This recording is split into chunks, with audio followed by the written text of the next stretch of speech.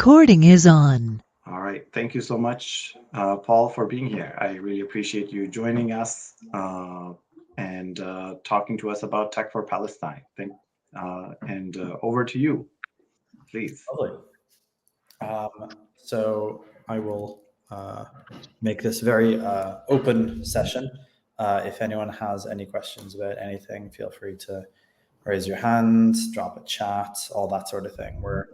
The intent is I'm a very open book about what we do, which in fact is part of our strategy, showing that there is absolutely nothing wrong with advocating for liberation from occupation and apartheid. So I'm Paul Biggar, and I run Tech for Palestine. So Tech for Palestine, I'll talk about what we are, and then I'll talk about how we got here. We are an incubator for pro-Palestine advocacy. So what that means is that groups like Hack Now, for example, can join and get support from us in a similar way that a startup incubator might help startups. But our focus is very specifically on advocacy, and very specifically on what are the things that are necessary for new advocacy groups to succeed. So typically we help them with strategic advice, connections to the ecosystem, volunteers, some financial support, marketing support, and honestly, the biggest thing that we do for most projects is we help them understand how to build things. So it's very sort of Silicon Valley startup advice, where we tell them to talk to users and do customer development and build an MVP, and that their goal is product market fit. And a lot of what we do, especially in the early conversations with people, is we ask them to step back from the thing that they're doing and to learn what is their actual goal. Why are they doing this? What is the impact that they want to have beyond the software that they would like to create? Often people are creating software, but I would say that 50% what we have is tech folks building tools that haven't really thought about their audience, and 50% non-tech people who don't know how to build tech things but have a pretty good idea in it. So our process when people apply, we review their interviews, we review their applications, we do an interview, and we're very, very focused on impact. So everything that we want to know is what is the change that you are actually going to make in the world if this succeeds?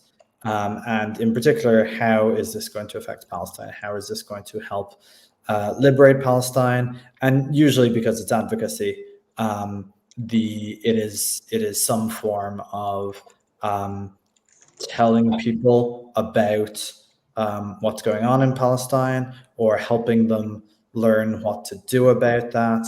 Often it's related to boycotts or protests, and often it's related to the tech industry. So the tech industry is very heavily Zionist. An awful lot of people at the top of both big tech and the startup ecosystem are Zionists. There is a very strong connection between the Israeli army and in particular their signal intelligence unit, which is the sort of Israeli NSA, so spies, called Unit 8200, which is a sort of a pipeline into tech, both into startups, into big tech, into venture capital. So that's an area that we push back on. So the incubator is that is one part of what we do, and I would say that is the main part of what we do at the moment. But we have a number of different side. I don't even think they're side hustles. I think they're part of the main hustle. So we have Entrepreneurs for Palestine, which is a community for entrepreneurs who are pro-liberation and pro-human rights, and are against the occupation and apartheid. We have Investors for Palestine, which is very new. Entrepreneurs for Palestine launched last week, but it's been going for 8-10 months, something like that. And it has amassed about 200 entrepreneurs during that time. The Investors for Palestine is much newer. I would say probably about 2 months old at this point, and that's connecting investors and founders who want to escape from the Zionist venture capital ecosystem, and it's an attempt to create an alternate ecosystem where if you do speak up for Palestine, and if you do speak up for liberation and for human rights and that sort of thing, you won't be cut out of being able to do a startup.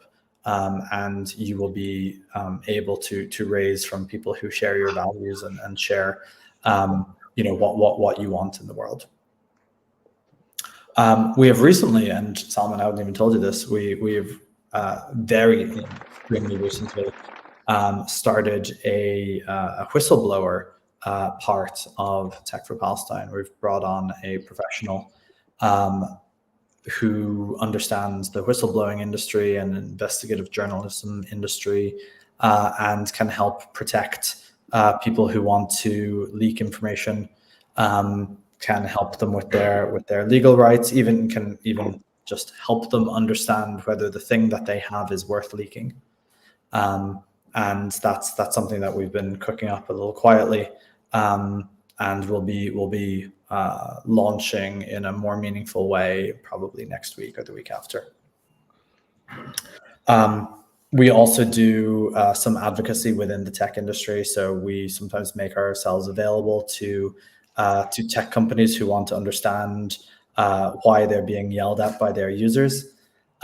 People who've made mistakes in the funding that they've raised, in the statements that they've made publicly, to try and get them on the right track. We also do yelling ourselves. In particular, recently we've been yelling at Sequoia Capital, which has a partner, Sean McGuire, who has been very racist. And in fact, just before this call, I was shouting on the internet about a product which just announced very proudly that it took money from Sequoia, which is something that I think will come to haunt it in the time going forward. I think that's everything that Tech for Palestine does at the moment. But we have this model of, it is very tech model. It is very scale as quickly as possible. So I would say the last 2 months has been a bit of a pause on the scaling to try and get a handle on all the things that we do and try to catch up with the scale that we've achieved. And I think that we're going into a bit more of a scaling path for the next few months. This is a sort of a very common way that tech companies go. You raise money, you run as fast as possible, everything breaks. You've got all these new employees, you try to figure it out, and then once it gets stable again, you can go. And so it's similar here. In particular, we try to get me out of doing things, because once something is my responsibility, it won't necessarily get done. And so I try to find other people to take over my responsibilities. And we are now at about 50 staff at Tech for Palestine. So that's we have leaders in a couple of different areas around community, marketing, volunteering, finance, and engineering, security. And then we have members within those teams who do a lot of the work. And then I help sort of get the whole thing coordinated, and then announce every month we're doing something new soon, much to their chagrin. So the Tech for Palestine started about 18 months ago. I wrote a blog post in December of 2023 called I Can't Sleep, about what was happening in Gaza, and in particular what I felt was the tech industry's complicity in it, and much more the small tech, so the venture capital industry, the startup industry, which was where I came from. I spent 15 years as a startup founder, maybe 20 depending on how we're counting, and I moved to Silicon Valley when I was 30, and I started companies, and one of them did very well, and the other two did not do so well. And I was running one of the ones that didn't do so well, which was called Darklang. And we had sort of run out of money. We hadn't really succeeded. We had gotten some usage and some praise, but it wasn't, we hadn't turned it into the kind of venture-backed success that investors expect. And so at that point, there was basically no chance of it raising money, which meant that I was in a very low-risk situation. I had cashed out a bit of my previous company. So financially, I was good. And as an entrepreneur, I just take a lot of risk in my life. And so one of the realizations I had when I was writing this blog post, and one of the reasons that I wrote this blog post was that I realized I was in a low risk position. And a lot of what Tech4Palestine does is recognizing that people can only speak up for Palestine when they are in low risk positions. And so we spend a lot of time helping create those, helping create opportunities for humanizing Palestinians and for people in Silicon Valley to be able to learn more about Palestine, learn and actually, very importantly, learn more about Israel. Because it's one thing to talk about, Palestinians are so well educated and it's terrible, the hunger that they have. But it's another thing to name the culprit, and in fact to name that the tech industry is extremely complicit in this, and extremely complicit in helping and supporting Israel. In many cases directly in its apartheid and genocide. So back when I was deciding to write this blog post, the reason I did it was because venture capitalists, people who I followed on Twitter, and people that I followed mostly because I knew them or they had invested in my companies, it suddenly became very clear that they were all tweeting the same sort of messages around the same time as each other. And it looked a lot like organized propaganda. You started seeing, I would see the things that they tweeted the next day be published in the New York Times. Not their tweets, but the same message, the same content. And after a couple of weeks of this, it was pretty evident that this whole thing was organized. And I learned, I did not know the word for Hasbara at that point, and I didn't know a whole lot about Israel or Palestine at that point, but I knew what I was seeing on Twitter. And it was very odd and honestly very depressing, very depressing, very frustrating to see, a kid being blown up by Israel's bombs, and then the next tweet, someone saying something positive about Israel, and someone that I knew saying something positive about Israel, which I think was one of the reasons it affected me so much. So I got very, very depressed, and I felt, and I think correctly, looking back, calling this the Holocaust of our time does not seem, seems to be correct. At the time, it wasn't as clear that it was correct, but it really, really seemed that way. And I felt that, we were in a position where, we think about Nazi Germany, what would you have done during the Holocaust? What would you have done if you were, German or something along those lines? And, I was looking at that and I was like, I felt really, really powerless because it felt like there was nothing I could do.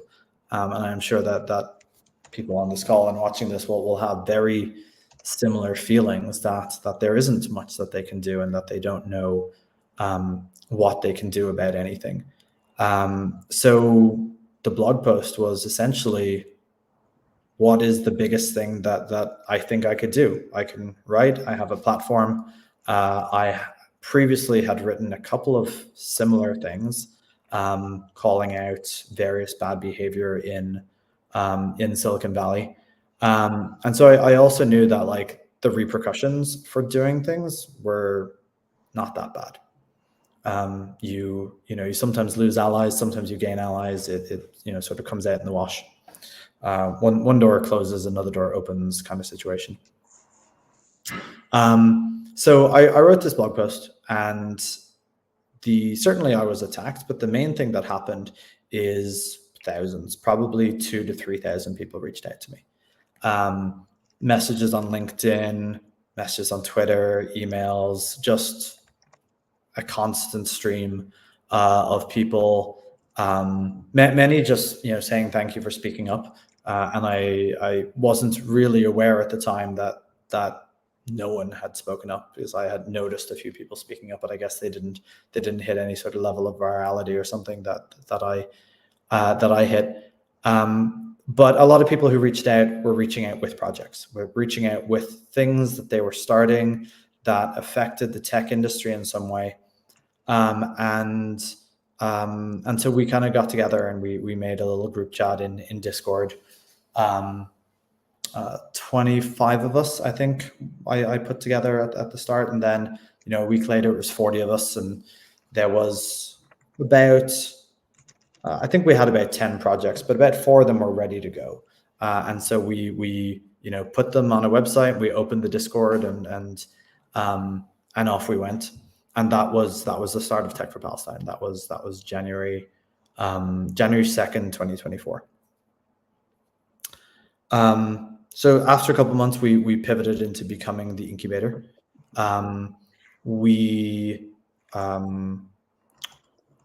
now support, I want to say 65 projects, but it changes all the time. It's, some projects don't keep coming back, and the leaders stop, but also we keep adding new projects. So I think we add about, at the moment, I think we're adding about 2 a week. But it sort of depends on how many applications we have and that kind of thing. Projects which apply, typically join within about 2 weeks. And we, they don't all make it, but we have a bunch of projects which have made it, and where I feel that we can accurately say that we made a big difference to the success of those projects. So one of those that I love talking about is Find a Protest. Find a Protest. So this is findaprotest.info. They came to us as a website called ceasefirenow.com, or maybe .org or .net or something. And they were one of a series of websites that we had seen that were sort of the same. They had 5 or 6 of the same tabs that had the death toll, had the some genocidal things that Israeli leaders had said, some history, some information about how to boycott, and a couple of protests. And when we spoke to them, our main feedback was, look, this isn't doing anything. You're doing all these things, and none of them are doing anything. Like, how many users do you have? And the answer was like, we have 100 visitors a month or something along those lines. And so we went through their site with them and we said, what is this doing? What is this doing? And when we came to protests, I said, there's a ton of protest websites. Like, there's no point in doing this. And they said, actually, no, that's not the case. There's these guys are shutting down. Those guys haven't published anything for a couple of weeks. Actually, there isn't a whole lot going on with protests right now. So we decided that's what you're doing. It's going to be protests. Last week, they had 270,000 visitors to findaprotest.info. They have tens of thousands of protests on their site. They now have new ways of organizers to get involved. And they did almost all of this through the heroic effort of the project leader and the volunteers, but through Tech for Palestine resources. We helped them launch, we helped them with volunteers. At one point, they had 20 Tech for Palestine volunteers going through thousands of Instagram accounts to do data entry on on whatever protests were coming up. Now it's much more automated, and they have a lot more capabilities around that was built by the team. But that was something where really kind of start to finish was a Tech for Palestine effort. And I don't want to take away from the project leaders by saying that, because they, of course, did the vast majority of the work. But this is kind of, this is our purpose. We're here to take projects that are new, with project leaders who don't necessarily have the kind of background in entrepreneurial stuff, in startups, and in leading projects. And in fact, it feels very different than startup incubators, because startup incubators, Y Combinator was the startup incubator that I was in, and they have something like a 2% acceptance rate, and they're taking people who, they're taking the best of the best, and they're, profiting from doing that. And with us, I feel it's not really our purpose to take the best of the best. We have a number of projects or companies in some cases that applied to us where we said, actually, I don't think this makes sense, because you are beyond the place where we can really provide value. You are already in some way successful. You know what you're doing. I'm not sure that we could provide very much. And we're really here for the folks who have a good idea and don't know how to do it. And it's much, I think it's much more important to do that, because the movement for Palestine is a very bottoms-up movement. It's, once you're rich and successful, and you know how to do startups, you've exited one, you're not someone who's really starting a nonprofit for Palestine. I mean, except me, obviously. So the people that we get are the people who, just feel very strongly about what they're doing. They're already, they're working a job, they're doing this part-time, and they need that kind of support. And it feels like our role is to take people where there's one thing right about it. So they have, maybe the idea is very good, maybe the idea is terrible, and they're in a space which is really interesting. And so we can help them work their bad idea into a good idea based on their expertise. Maybe they have a team of people who know what they're doing and just, haven't really applied the kind of, startup techniques that we do, that they themselves might already know about. But they think, oh well, this is advocacy, it's different. Like, well, it's not. At the end of the day, you have users, and you got to build things that users want. I was talking to someone recently who said, like, oh, like, I'm not building a product here. And I was like, yes, you are. No matter what you're doing here, you are building a product. It doesn't matter if the product is delivered through social media, if the product is an app that you install, if the product is you out on the streets with signposts. All of those are products that have users that you want to attract, an audience that you want to position yourself for.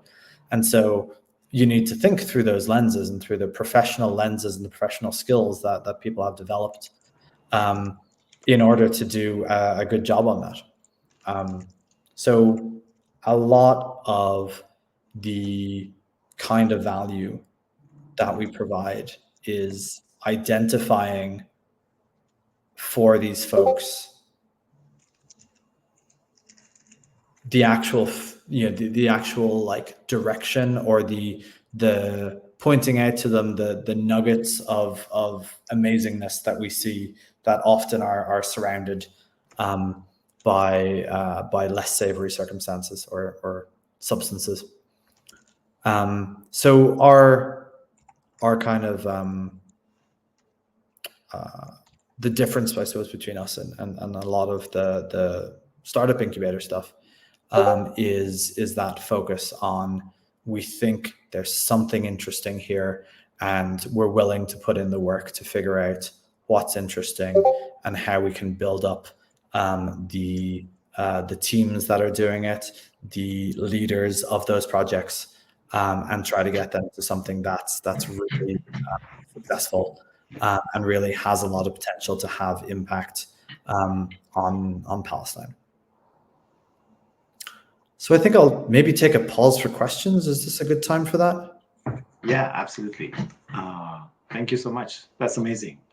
Um, now I'm in the unique situation where I'm going through the process with you myself, and I'm seeing how the sausage is made from the inside, and it's a good process. Thank you. um, Thank you.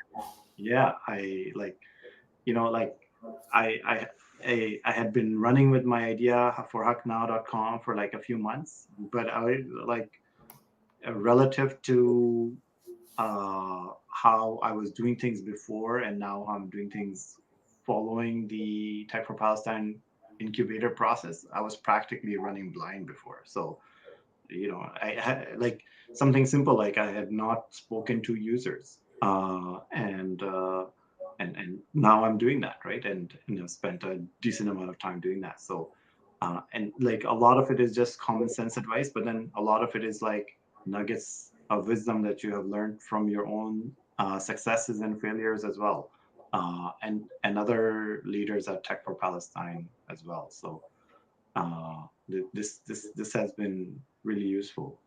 Um, so one question, like these are like some typical questions that I ask of others who are doing advocacy work as well, and then any question that may be sensitive or confidential, feel free to not answer. One question that I've had is like, how is Tech for Palestine funded? Hmm. Yeah. So in 2024, Tech for Palestine was not funded.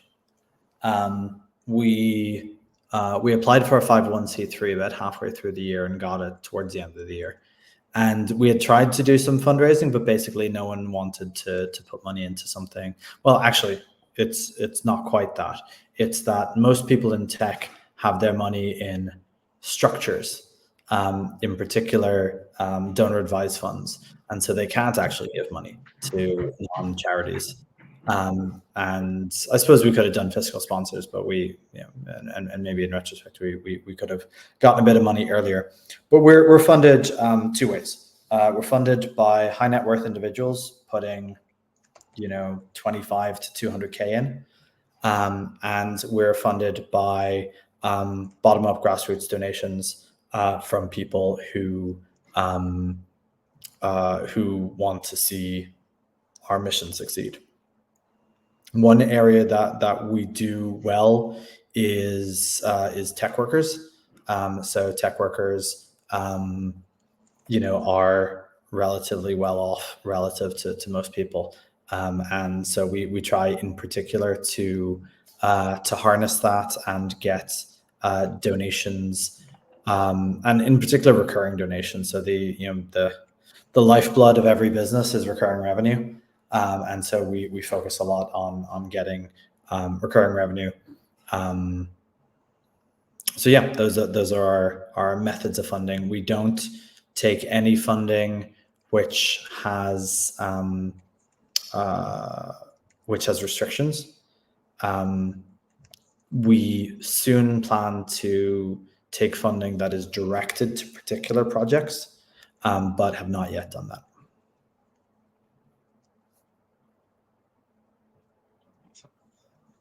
If anybody else has questions, yeah, call in, please. That's assuming my mic works. Can you hear me? Yes, we can hear you finally. Excellent. Yeah. I bought a little cheap mic. Thanks, Paul.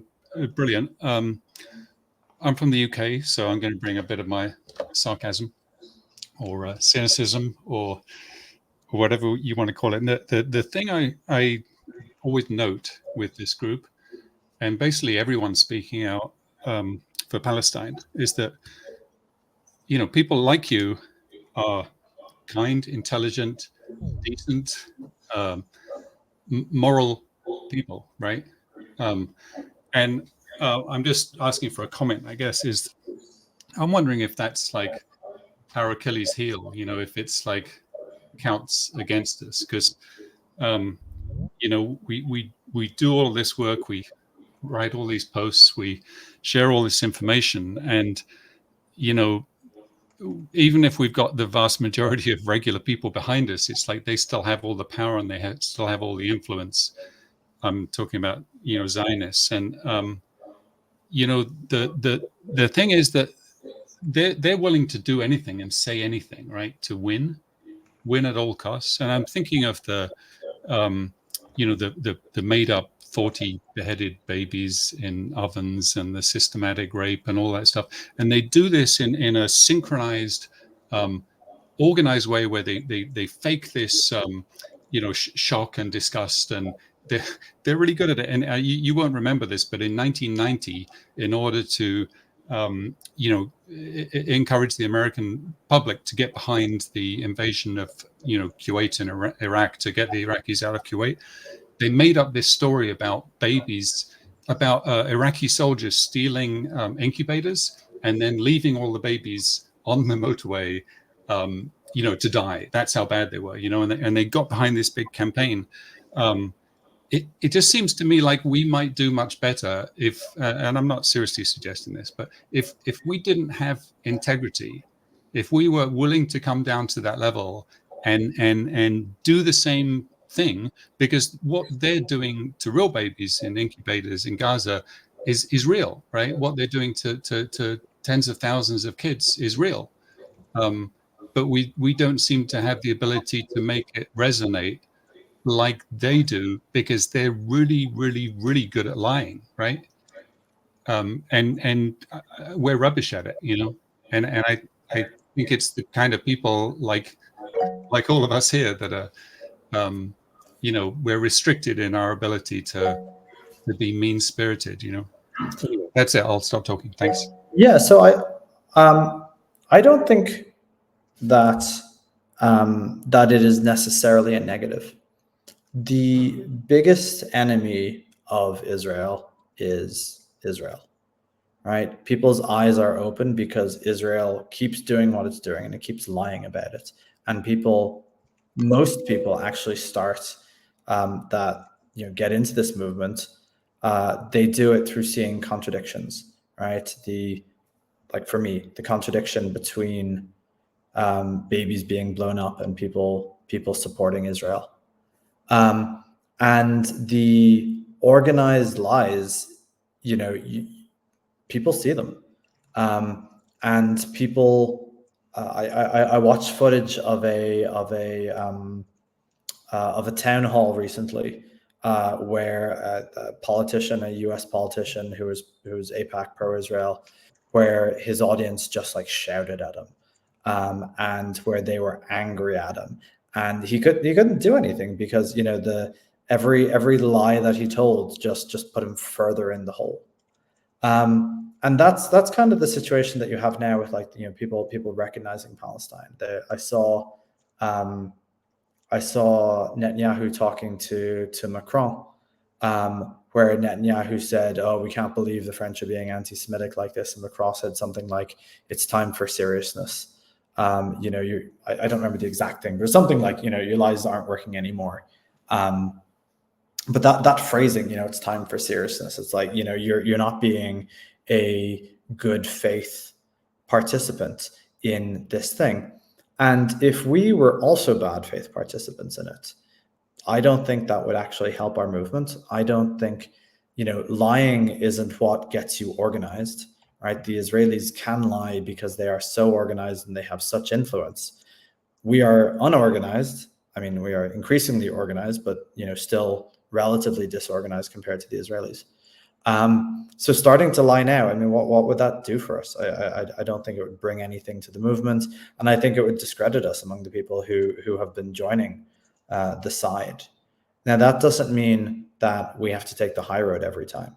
There's a lot of ideas that I've seen around doing harmful things to, for example, the Israeli economy. It's a good idea, right? We don't have to treat them with kid gloves. When we're going after, for example, war criminals, right? We don't have to do exact. I'm not sure exactly what I'm advocating here, but I'm not. We have, we do not have to be nice people who get steamrolled. And I think a lot of the industry and a lot of the movement is not nice people who get steamrolled. It's people who are not getting steamrolled because they're standing up and they're fighting back, and they're not taking, for example, accusations of anti-Semitism lightly, right? They're pushing back and they're fighting back, and I think that's the thing that's important. It's the organization, it's the standing up, it's fighting back. I don't think, honestly, I don't think lying. I think lying would be detrimental. And I think one of the things about the movement is that there's very little lying in it. Almost everything that they're trying to do, and I think one of the strengths of the movement is that we have the truth on our side and they have influence on their side. And the truth is the truth forever. I mean, they can try to cover it, but that's part of what they try to do. But ultimately, there's cracks in their influence, there's cracks in their lies, and people see those, and then they start to see the same things that we see. Yeah, I agree with you, and I think we'd be pretty rubbish liars at the end of the day anyway. But I think there is an element of the messaging that we can learn from in that, like, by sending a barrage of consistent messaging about real things and about the truth, like they do that really, really well, and it's hard to resist, And I think there's so many horrible things that they've done. If we were more consistent in messaging, I think that would be helpful. What they do really well is their timing is impeccable. So, for example, when the ICJ verdict came out in January 2024, all of a sudden we saw people talking about UNRWA employees who were Hamas, which was unproven, which there was no evidence for. But they got their entire movement going on it, including Biden, and they're able to mobilize their entire movement on a single message at just the right time for them. And that's very impressive. That's something our movement needs to learn. And it is difficult because our movement is much more distributed. There's a lot of different communities, a lot of people coming from different ways into the movement. So I think it is genuinely much, much more difficult. I think that a lot of people I've seen behind the scenes efforts of trying to get this sort of messaging, and the movement is a lot of leftists, and we all sort of have our own way of doing things, and a little bit hard to organize. Yeah, thank you. So I'm not sure if Ted was first or Ishtiaq was first. Ted, please go ahead. Thank you. Yeah, thanks for allowing me to come in here. And I just put something in the chat. The question from Colin is a fair question. It's something that I've contemplated for decades. The best answer that I've found is power versus force. Lying could get you force is a very forceful, but it gets you away from the truth-telling, integrity, power that comes with it. And personally, I opt not to take the low road, but to take the high road. I'll stop there, and if anyone wants to know more, they can look at the link that I put in the chat. Awesome. I like that framing a lot.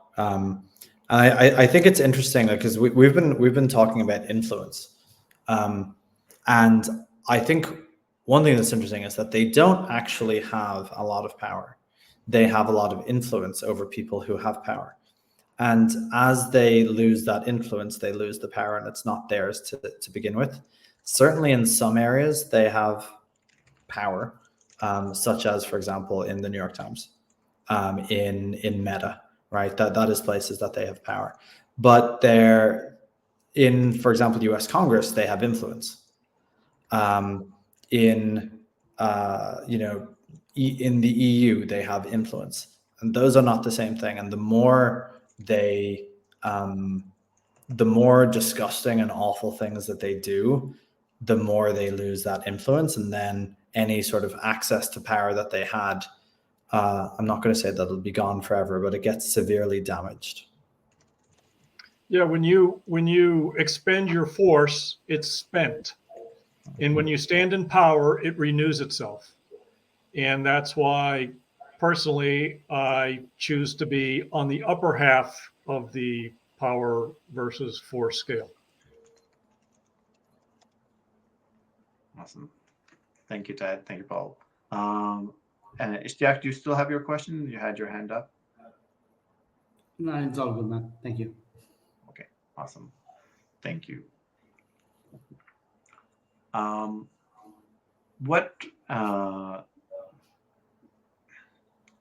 no, sorry. It just slipped my mind. I'm sorry.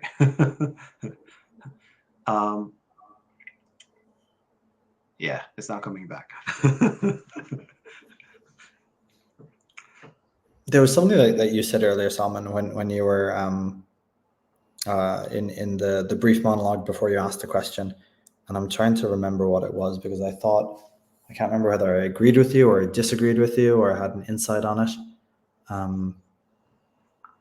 but it has also slipped my mind. So, all right, Andre, please. Hello, can everyone hear me? Yes. Okay, perfect. Look, it's my first time joining any of these calls, and I'm also really new in the group. Thanks, Salman, for extending the invite.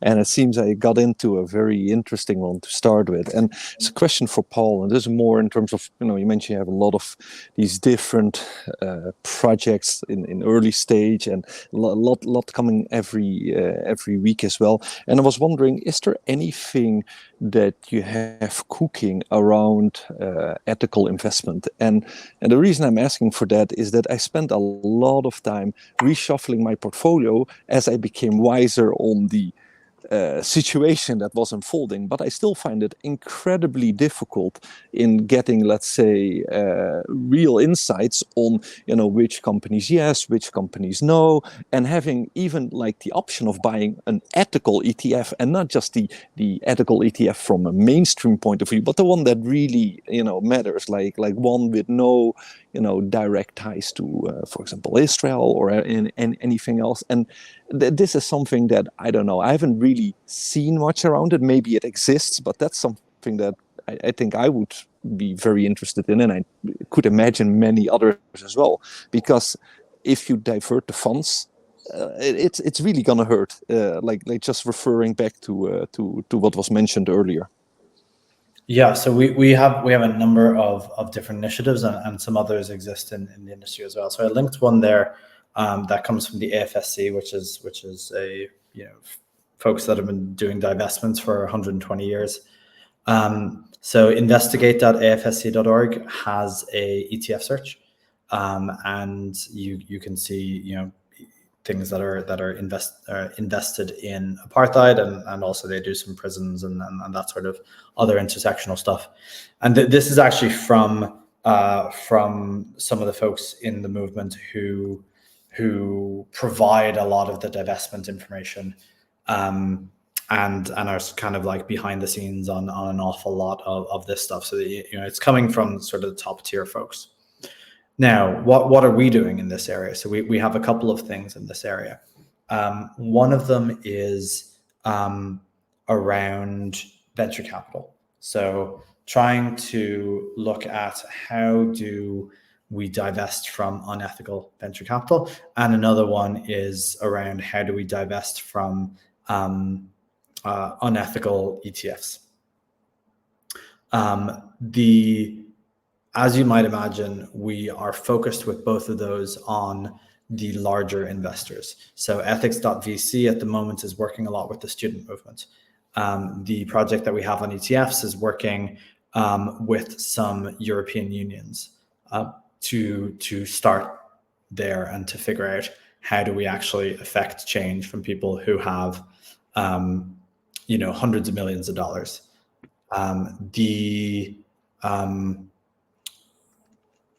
We do have plans to one of our themes is scaling up boycotts, and I suppose you can include scaling up divestment in that. So soon, ethics.vc will be releasing scorecards for venture capitalists, At the moment, they're working with a handful of universities university student encampments, trying to ensure that they can make demands to divest from unethical venture capital. And then, a lot of what we do is we're focused at the small scale on figuring out, like Salman said, right, who are the users. And when the users are, student encampments, universities, unions, pension funds, that sort of thing, it's a lot more, it's a lot less like making noise on social media, and it's a lot more having conversations with individuals, figuring out what resonates, figuring out positioning and what evidence we need, what are the processes to make those changes. So that's the reason that you don't see us talking about that all that much. But we are doing some of that, and I think having more projects to focus those on more mainstream stuff is actually would be very interesting. We do have some things along those lines. So we have, for example, Israeli Tech Alternatives, which is a site that consumers can use to boycott Israeli tech companies. Of course, there's Boycat, which is the official partner of the BDS National Committee. You can use those for boycotting goods, and you can also use it for ethical alternatives.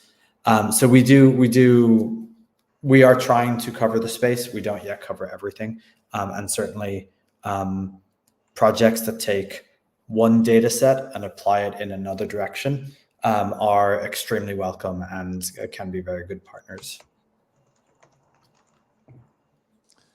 Thank you. Very, very insightful. I'll take a look at some of those links that were shared.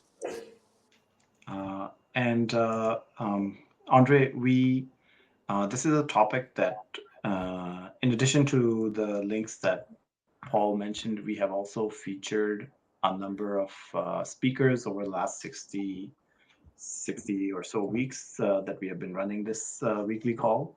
So I've also added some more links in relation to that. And we've spoken to some of these speakers and financial experts, and notes for those meetings, in case you're interested, are also available. We can dive deeper into that. Oh yeah, thank you. That's appreciated. Yeah. Okay, Ishtiaq, please. And my question came back to me. It was about strategy on how open we should be, how closed we should be, etc. But we'll take Ishtiaq's question first. Thank you.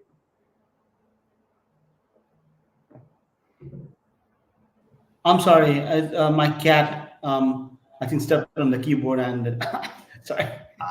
Yes, I have two that are messing with my code all the time too. Okay, so basically my question was that, I definitely agree with your approach of being open, because we have nothing to hide, right? Like, our strategy is open, what we're doing is open, and then sometimes, like, some initiatives, we do keep it down low for 2 weeks, 2 months, whatever, and then we bring it out. But everything eventually is open. And I think that's a good way of doing things. But a lot of wise people that I trust in the movement also, caution against that. And that caution, comes very regularly. And like, sometimes I'm like, okay, I kind of agree, but I'm not really sure. So I'm kind of like in a limbo space and so what are your thoughts on that? Like, Tech4Palestine, everything you're doing with Tech4Palestine is very open, right? Like, we're recording this call, we're going to put it on YouTube. Some Zionists will probably watch it, and but I don't know, like, I can't imagine what terrible things they will try to do. So yeah, what are your thoughts on that, basically? So for me, the question of like being open or closed is more of a strategy than necessarily a right or a wrong. And the strategy certainly is related to risk, and a lot of the organizations that have been in the Palestine movement for a long time have a risk profile that they have to maintain, right? They know the problems that they have seen over the past 10 or 15 years. They know what's happened to some people who've advocated for Palestine. Some have gone to jail. And the Tech for Palestine was born post-genocide, right? Or post the start of the genocide, at least. And that was a very different time frame.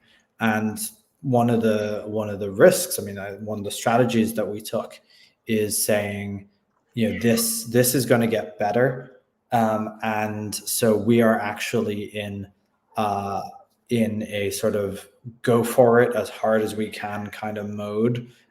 Because of how important it is, but also, if we start to see that the tide has turned, then we will have less risk, and we will be, less likely to be punished for that. And what we've seen over the last few months in particular is significant changes in the tide, significant changes in the price of speaking out,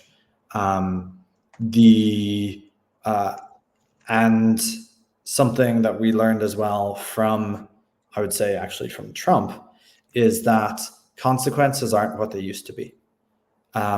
You can very often ignore consequences or to get away from being punished for things simply by ignoring them. And we've seen this a lot with, the anti-Semitism accusation doesn't work anymore, right? One of the reasons it doesn't work anymore is because they overplayed their hand and they used it for everything. But they used it for things that are blatantly not anti-Semitism. They thought that they could ride that through. But it used to be that if someone accused you of anti-Semitism, you had to prostrate yourself. And now we just say, you're full of shit, and we move on. So I think there is such a change in the environment over the last 2 years, over the last few months, that for most people, I would advise an open strategy.